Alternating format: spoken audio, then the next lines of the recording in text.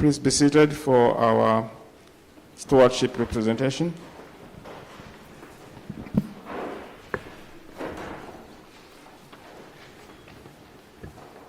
So, good morning, everybody.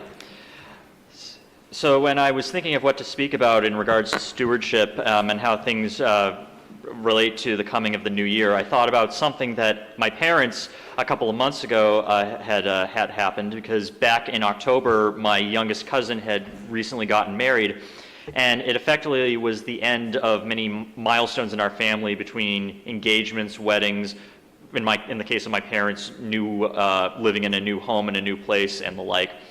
So things have sort of settled into place within my family, and so 2026 is coming before us as a sort of a blank canvas. There isn't a definitive guide or direction so far of where the McLaughlin family will go next, and the time of place has a wealth of opportunity with just a sort of again blank canvas for the coming year.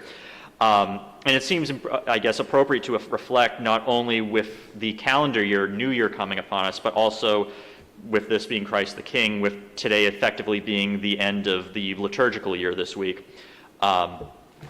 So we certainly welcome new faces to our congregation in 2025, as we've also done things like reading through keeping our legacy burning by reading the 100th anniversary of past sermons from one of our former rectors, and again, last year, 2024, was the 175th anniversary of the church as a whole. So there is sort of a blank slate in 2026 as well for this parish.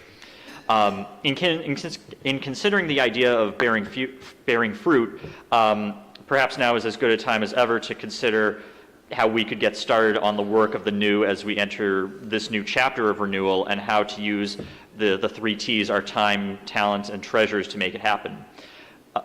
Perhaps it could be a continuation of what you and what we can provide already to further the excellence of our mission in all of its forms. And as the theme states, to not just the consideration of the new, but cultivating and maintaining the church's legacy. For example, most notably with the repair of the West Wall project, and continuing in the work and outreach that we continue to represent in the Waltham community. So, of course, it's important to utilize the talents we have to extend to the members of our neighborhood. However it may be, it's just as significant to exercise the talents we have within ourselves and figure out how the pieces best fit within the present needs. So, as is the usual case in life, it may very much serve ourselves not just well to maintain our gifts, but to also continue in the work we have always strived for, both within our parish and beyond these walls. So, happy stewardship, and thank you.